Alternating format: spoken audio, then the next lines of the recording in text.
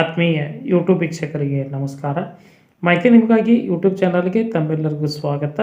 ಕನ್ನಡ ಸಾಹಿತ್ಯ ಚರಿತ್ರೆಯ ಕನ್ನಡ ಕ್ಯೂಸ್ ಮಾದರಿ ಪ್ರಶ್ನೆಗಳ ಮಾಲಿಕೆಯಲ್ಲಿ ಕನ್ನಡ ಭಾಷೆ ಶಾಸ್ತ್ರೀಯ ಸ್ಥಾನಮಾನವನ್ನು ಪಡೆದುಕೊಂಡ ವರ್ಷ ಯಾವುದು?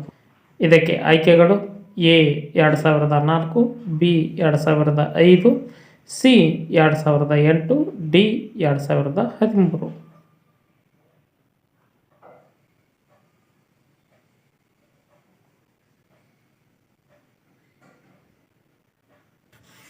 ಇದಕ್ಕೆ ಸರಿಯಾದ ಉತ್ತರ ಸಿ 2008. ಕನ್ನಡ ಭಾಷೆ ಶಾಸ್ತ್ರೀಯ ಸ್ಥಾನಮಾನವನ್ನು ಪಡೆದುಕೊಂಡಂಥ ವರ್ಷ ಕ್ರಿಸ್ತಶಕ 2008.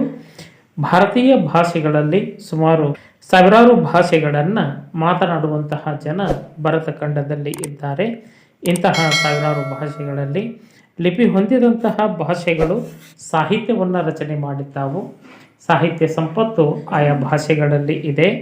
ಇಂತಹ ಶಾಸ್ತ್ರೀಯ ಸ್ಥಾನಮಾನವನ್ನು ಕೊಡಬೇಕು ಎಂಬ ಇಚ್ಛೆ ಕೇಂದ್ರ ಸರ್ಕಾರದ ಮಾನವ ಸಂಪನ್ಮೂಲ ಇಲಾಖೆಯ ಅಧೀನದಲ್ಲಿ ಬರುವಂತಹ ಒಂದು ಭಾಗವಾಗಿದ್ದು, ಒಂದು ಭಾಷೆ ಭಾರತ ದೇಶದಲ್ಲಿ ಸಾವಿರಾರು ವರ್ಷಗಳ ಇತಿಹಾಸವನ್ನು ಹೊಂದಿರಬೇಕು. ಅಂತಹ ಭಾಷೆ, ಆ ಭಾಷೆಯಲ್ಲಿ ಶಾಸನಗಳ ರಚನೆ, ಕೃತಿಗಳ ರಚನೆ, ಮೌಲಿಕವಾದಂತಹ ಗುಣಾತ್ಮಕವಾಗಿರ್ತಕ್ಕಂತಹ ಮಹಾಕಾವ್ಯಗಳ ರಚನೆ, ಕವಿಗಳ ಇಚ್ಛಾಶಕ್ತಿ, ನಾಡು ನುಡಿಯ ಪ್ರಜ್ಞೆ ಇವೆಲ್ಲವನ್ನ ಆಧರಿಸಿ ಒಂದು ಭಾಷೆಗೆ ಕೇಂದ್ರ ಸರ್ಕಾರ ಶಾಸ್ತ್ರೀಯ ಸ್ಥಾನಮಾನವನ್ನು ಕೊಡುವಂತಹ ಪ್ರಕ್ರಿಯೆಯನ್ನು ಆರಂಭಿಸಿದ್ದು ಸುಮಾರು 2000 ವರ್ಷಗಳ ನಂತರ, ಅಂದರೆ ಸರಿಸುಮಾರು 2004ರಲ್ಲಿ ಇಂತಹ ಒಂದು ಶಾಸ್ತ್ರೀಯ ಸ್ಥಾನಮಾನವನ್ನು ಕೊಡುವಂತಹ ಕೈಂಕರ್ಯಕ್ಕೆ ಕೇಂದ್ರ ಸರ್ಕಾರ ನಿರ್ಧಾರ ಮಾಡಿತ್ತು.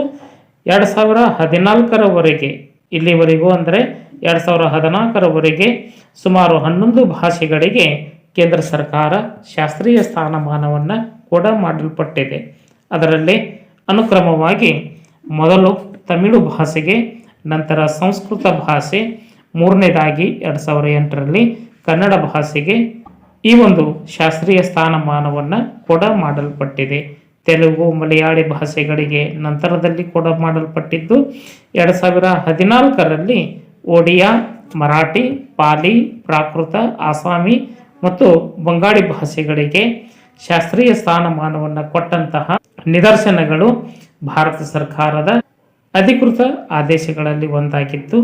ಇಂತಹ ಭಾರತೀಯ ಭಾಷೆಗಳಲ್ಲಿ ಸುಮಾರು 1000 ವರ್ಷಗಳ ಇತಿಹಾಸವನ್ನು ಹೊಂದಿದಂತಹ, ಸಾಹಿತ್ಯವನ್ನು ಹೊಂದಿದಂತಹ, ಕವಿಗಳನ್ನು ಹೊಂದಿದಂತಹ ಇನ್ನಷ್ಟು ಭಾಷೆಗಳಿಗೆ ಶಾಸ್ತ್ರೀಯ ಸ್ಥಾನಮಾನ ಸಿಗಲಿ, ಆ ಭಾಷೆಯ ಸಾಹಿತ್ಯವನ್ನು ಜಗತ್ತಿನೆಲ್ಲೆಡೆ ಪಸರಿಸುವಂತಹ ಕೆಲಸ, ಜನಪ್ರಿಯಗೊಳಿಸುವಂತಹ ಕೆಲಸ ಕೇಂದ್ರ ಸರ್ಕಾರದ ಮಾನವ ಸಂಪನ್ಮೂಲ ಇಲಾಖೆಗೆ ಇನ್ನಷ್ಟು ಅವಕಾಶವನ್ನು ಮಾಡಿಕೊಡಲಿ ಎಂಬ ಹಾರೈಕೆಯೊಂದಿಗೆ ಕನ್ನಡ ಭಾಷೆ ಶಾಸ್ತ್ರೀಯ ಸ್ಥಾನಮಾನವನ್ನು ಪಡೆದುಕೊಂಡಂತಹ ಬಗ್ಗೆ, ಈ ಶಾಸ್ತ್ರೀಯ ಸ್ಥಾನಮಾನದ ಹಿನ್ನೆಲೆ, ಪಡೆದುಕೊಂಡಂತಹ ಭಾಷೆಗಳ ಮಾಹಿತಿಯನ್ನು ತಮಗೆ ನಾನು ಅರ್ಪಿಸಿದ್ದೇನೆ. ಮಾಹಿತಿ ಕುರಿತು ಏನಾದರೂ ಅನಿಸಿಕೆ, ಅಭಿಪ್ರಾಯಗಳು ಇತ್ತು ಅಂದರೆ ಕಮೆಂಟ್ ಮೂಲಕವಾಗಿ ಫೀಡ್ಬ್ಯಾಕ್ ಕೊಡಬಹುದಾಗಿದೆ.